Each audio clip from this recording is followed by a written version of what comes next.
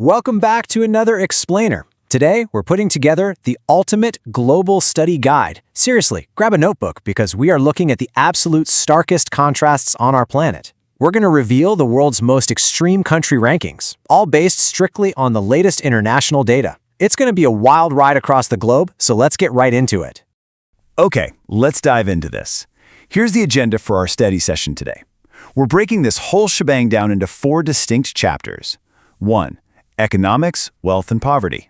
2. Security, peace, and danger. 3. Environment, clean and polluted. And finally, 4. Geography, looking at the largest landmass. All right, kicking things off with Chapter 1, Economics, Wealth, and Poverty. Now, before we actually look at the rankings, we really need to lock in our key metric. We're talking about GDP per capita. Basically, this is just a country's gross domestic product divided by its population. Think of it like taking a country's entire economic pie and slicing it up evenly for every single resident. Doing that gives us the absolute gold standard for measuring economic prosperity on a per-person basis. And this brilliantly illustrates just how staggering the extremes can be. Take Luxembourg, sitting comfortably at number 1. This massive banking and finance hub boasts a GDP per capita of around $143,000, and that's concentrated among just 660,000 people. Now, compare that directly to South Sudan, where the GDP per capita is roughly $400. 400! Decades of civil war, weak infrastructure, and a heavy dependence on oil have created a really profound daily struggle to survive there. It's night and day.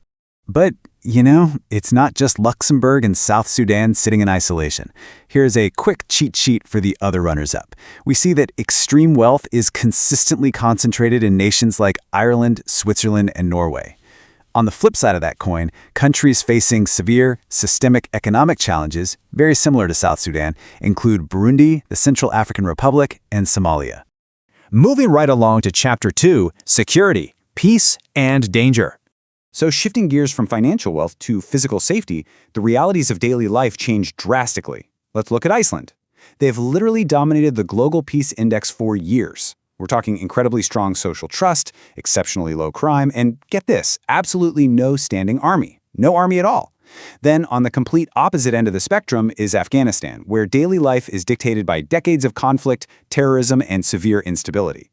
Rounding out the top of the Peace Index, we've got Ireland, New Zealand, and Austria. But when we look at the dangerous side of the spectrum, we find Yemen, Syria, and, tragically, South Sudan appearing once again.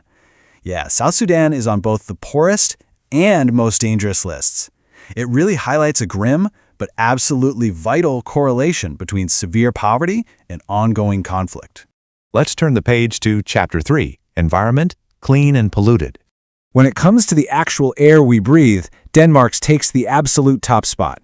Their ranking is driven by this powerful combination of exceptionally clean air, highly advanced waste management, and super aggressive renewable energy policies. They're doing it right, closely followed by nations like Finland, the United Kingdom, and Malta.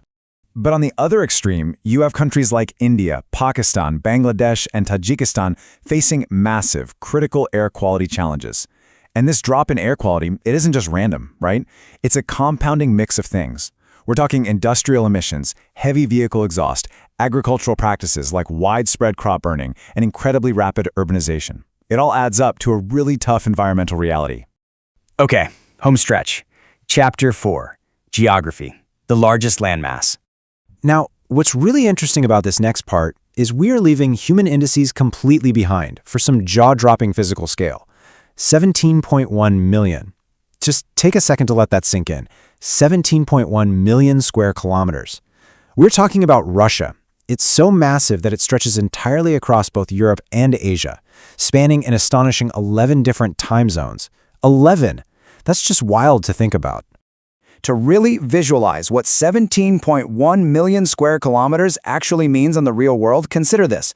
Russia is nearly twice the size of Canada, and Canada is the world's second largest country.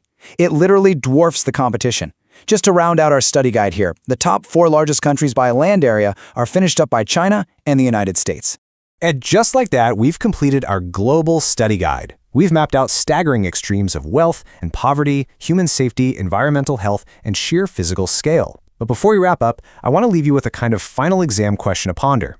Out of all this, Which of these extreme metrics, GDP per capita, physical security, environmental air quality, or geographic size, do you believe actually has the greatest impact on daily human life? It's a lot to think about. Thanks so much for joining me for this explainer, and definitely keep exploring the data that shapes our world.